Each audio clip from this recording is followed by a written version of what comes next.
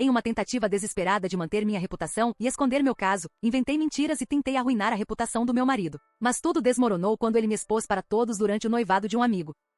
Conta descartável, porque sinceramente não suporto a vergonha de associar isso ao meu perfil real. Mas eu preciso dizer em voz alta. Eu tentei destruir a reputação de um homem que não merecia, só para encobrir o fato de que fui eu quem nos destruiu. Meu nome é Nathalie, tenho 40 anos, e estou com meu marido Marcos, também de 40, há quase 14 anos. Nós nos conhecemos na festa de aniversário de um amigo. Era daquelas festas em terraço na cidade, em que todo mundo finge ser mais descolado do que realmente é. Eu me perdoo, tínhamos 20 anos. Enfim, Marcos era barulhento, ria alto demais das próprias piadas, claramente querendo ser o centro das atenções. Minha primeira impressão foi que ele era cheio de si, mas de alguma forma ele continuava aparecendo. Por termos amigos em comum, eu o via em noites de jogos, churrascos de fim de semana, até no casamento de um amigo fora da cidade. E pouco a pouco, aquele cara que eu achava que só queria atenção acabou se mostrando surpreendentemente sincero. Ele me ouvia de verdade quando eu falava. Ele lembrava das pequenas coisas que eu dizia sem pensar. E quando fui conhecendo suas camadas, percebi que ele não era cheio de si, ele era cheio de vida. Um pouco inseguro, mas quem não era? Começamos a namorar sério um ano depois. E a partir daí, parecia que tudo simplesmente se encaixava. Ele me fazia rir como ninguém, e tinha esse jeito de transformar dias comuns em dias memoráveis. Casamos quando eu tinha 26. Compramos uma casa antiga no subúrbio para reformar, saímos da cidade, adotamos um cachorro de resgate, descansa em paz, Lucky, e com o tempo tivemos 2 filhos.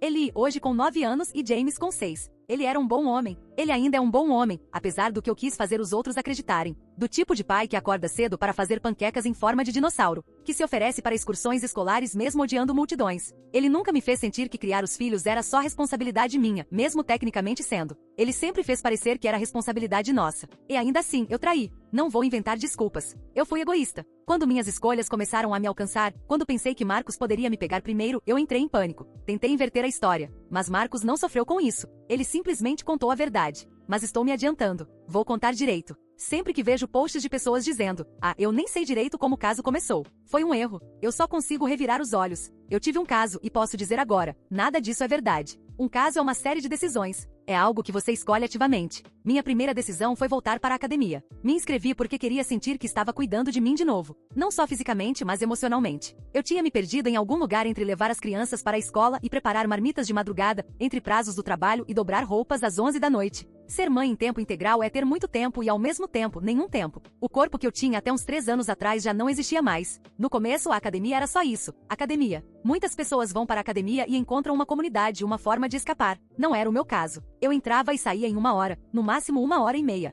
Mas aí vieram as aulas de terça e quinta ao meio-dia. E aí veio ele. Minha segunda decisão foi Caleb. Ele era um personal trainer de 36 anos na academia. Caleb dava aula de yoga. Eu odiava aquela aula. Música alta, circuitos rápidos, burpees demais. Ele era carismático naquele jeito exageradamente confiante, sempre piscando. Eu revirava os olhos nas primeiras aulas, mas ele me notava todas as vezes. Dizia coisas como, você tem mais energia aí dentro, eu consigo ver. E você se move como se já tivesse dançado. E eu absorvi aquilo. Porque mesmo respondendo com risadas ou ironia, já fazia muito tempo que ninguém me via daquele jeito. Ele flertava. Eu flertava de volta. Não era nada demais. Ele dava aula para uma sala cheia de mulheres, cheia de mães. Ele tinha que flertar. Eu não contei a ele que era casada. Não contei que tinha 2 filhos, nem que meu marido fazia panquecas de dinossauro todos os sábados de manhã. Eu deixei que ele me imaginasse como outra pessoa, qualquer pessoa que quisesse. Ele podia projetar suas fantasias em mim. E como eu também não o conhecia de verdade, podia projetar as minhas nele. A primeira vez que nos beijamos estava chovendo. Chuva de Portland. Se você conhece o noroeste do Pacífico, sabe que a chuva lá é quase sempre uma névoa constante.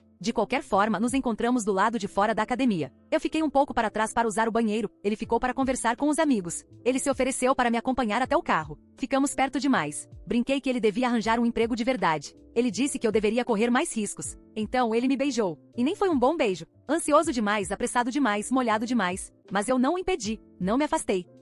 Eu o beijei de volta. Minha terceira decisão foi ir ao apartamento dele. Ele morava no 3º andar de um prédio sem elevador, no meio de outorne. Tinha plantas penduradas no teto, um sofá de couro gasto e uma geladeira cheia de shakes de proteína e refrigerante zero açúcar. Era o oposto da minha casa. Eu amei. Sem brinquedos de criança espalhados pelo corredor, sem pilhas de correspondência não abertas na mesa da sala, sem pratos sujos na pia. Naquela noite nós dormimos juntos. Eu não sei descrever o que senti depois. Não foi culpa. Acho que foi adrenalina, como se eu tivesse acabado de pular de um penhasco, mas ainda não tivesse batido no chão. Lembro de estar deitada na cama dele enquanto uma música indie tocava baixinho de uma caixinha na estante, pensando: o que diabos eu acabei de fazer? E por que isso parece tão bom? Depois me levantei, tomei banho e dirigi de volta para casa como se nada tivesse acontecido. Virou rotina. Terças e quintas eu ia para a aula. Às vezes às sextas também. Passei a me vestir melhor, a usar maquiagem de novo para o trabalho. Marcos percebeu. Ele sorria mais para mim, passava a mão nas minhas costas quando cruzava comigo na cozinha. Acho que ele pensava que talvez estivéssemos entrando em uma nova fase. Mas não estávamos. Eu só estava vivendo uma vida dupla. Caleb já sabia que eu era casada nessa altura, claro.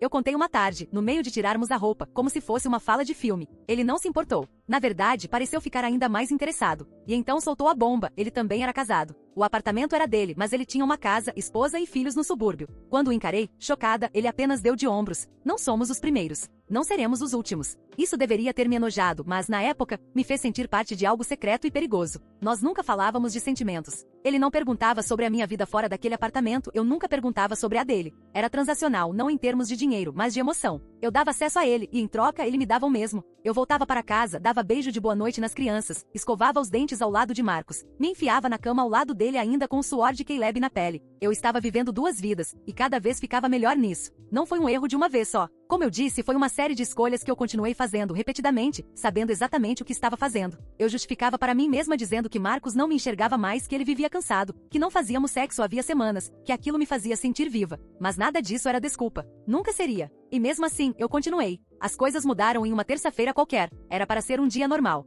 Dei um beijo na testa de Eli antes dela subir no ônibus. Deixei James na escola. Liguei para Marcos dizendo que tinha uma aula mais tarde na academia e que talvez passasse no Whole Foods antes de voltar. Ele parecia distraído enquanto me contava seus planos para o dia. Nada demais. Trabalho, pausa para o almoço ao meio-dia, depois iria ao mercado para eu não precisar ir, e levaria meu carro ao mecânico antes de voltar para casa. Eu não dei importância, só pedi para não esquecer o leite de amêndoas, e ele disse que não esqueceria. A única coisa fora do comum é que trocamos de carro. Eu estava com o Honda do Marcos e ele ficou com o meu SUV. Meu carro tinha um problema e eu precisava mandar verificar. Marcos entendia muito mais de carros do que eu, então se ofereceu para levá-lo à oficina por mim. Mal sabia eu que esse detalhe voltaria para me assombrar. Eu não fui para a academia. Fui para o apartamento de Caleb. Aquilo já era rotina. A urgência tinha desaparecido, mas o hábito permanecia. Éramos criaturas de repetição, assim como em nossas vidas de verdade. Mas naquele dia, algo estava estranho. Caleb estava distante. Perguntei se havia algo errado. Ele resmungou algo sobre a esposa estar desconfiada e começar a checar o celular dele. Eu fiz uma piada sem graça dizendo que precisaríamos de celulares descartáveis. Ele não riu. Depois fiquei de pé na janela, puxando minhas legs de volta, enquanto ele estava deitado na cama mexendo no celular. Olhei para a rua. A mesma cena de sempre. Alguém passeando com um cachorro, um caminhão da UPS, alguém correndo, pessoas seguindo suas vidas reais, enquanto eu estava ali vivendo uma mentira.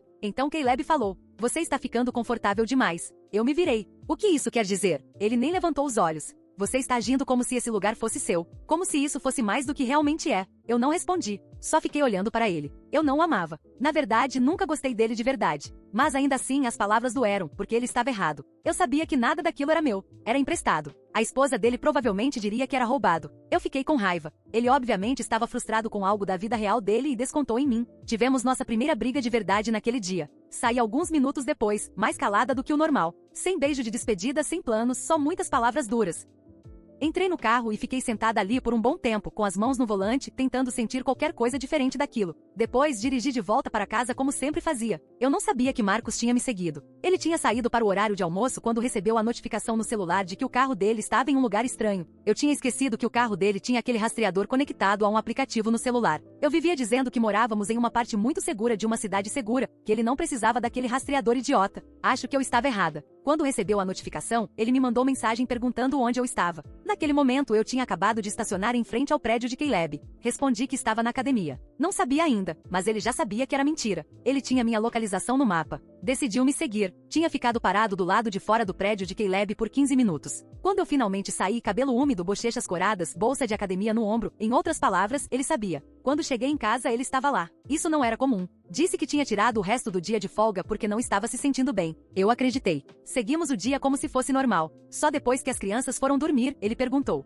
"Quem é Caleb?" Eu congelei. Quase disse: "O quê?" Mas isso teria sido estúpido, como uma adolescente pega entrando em casa depois do toque de recolher. O olhar dele já dizia tudo. Ele sabia. Perguntei: Há quanto tempo você sabe? Ele respondeu: hoje eu vi você. Me sentei na beira do sofá como se minhas pernas tivessem falhado. Meu ouvido zunia. Meu estômago revirava. Era como se meu corpo estivesse finalmente entendendo a realidade do que eu tinha feito. Ele ficou em pé, braços cruzados, olhando fixamente para mim. Eu comecei a chorar não porque estava arrependida, não de verdade, mas porque tinha sido pega e porque, de repente, percebi que talvez tivesse acabado de destruir a única coisa na minha vida que era real. Então ele me olhou e disse a pior coisa que alguém já me disse. Você achou que se chorasse eu te perdoaria? Naquele instante tudo mudou. Eu só consegui encarar. Não consegui falar. Ele me olhava como se não me reconhecesse mais. Saiu da sala. Eu não sabia para onde estava indo. Não sabia se estava arrumando uma mala, indo dormir no quarto de hóspedes ou se estava me deixando de vez. Tudo que eu sabia é que eu tinha cruzado uma linha sem volta. Quando ele voltou, estava segurando uma mala. Um novo fluxo de lágrimas desceu, mas a tristeza logo virou confusão quando ele jogou a mala diante de mim.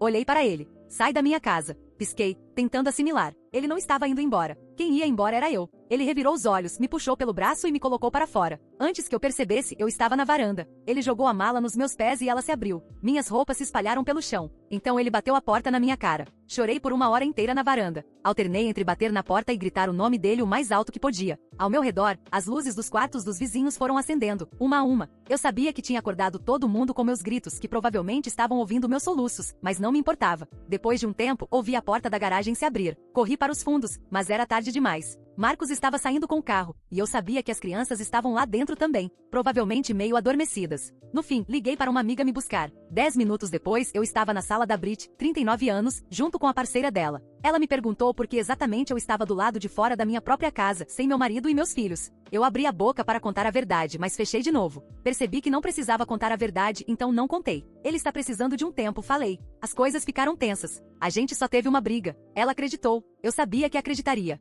Disse que ele devia estar exausto do trabalho e precisava de um tempo sozinho. Culpei a briga. Não contei que tinha visto ele ir embora levando nossos filhos. Envolvi minha verdade em meias verdades. Disse que ele andava mal-humorado, que tinha explodido por algo pequeno, que provavelmente eu tinha feito algo para chateá-lo, mas não conseguia juntar as peças. Os olhos dela se estreitaram, como se buscassem a verdade. Eu a encarei de volta, vazia por dentro, e repeti. Ele só teve um dia ruim. Talvez precise de tempo para pensar. Naquela noite fiquei deitada no sofá dela sem dormir. Minha mente girava com tudo aquilo que eu achei que não importaria, mas que sabia que importava. Eu precisava mudar a narrativa, mesmo que só um pouco. Transformar de eu traí para ele me expulsou. Se as pessoas me vissem como frágil e não como a culpada, talvez eu ainda tivesse algum controle. Nos dias seguintes, comecei a sussurrar pequenas versões da história nos ouvidos de algumas pessoas. Eu sabia que isso era importante. Eu estava forjando pequenas alianças que me protegeriam do colapso total. Uma mãe do time de futebol do meu filho recebeu uma mensagem minha. Não vou conseguir ir ao jogo neste fim de semana.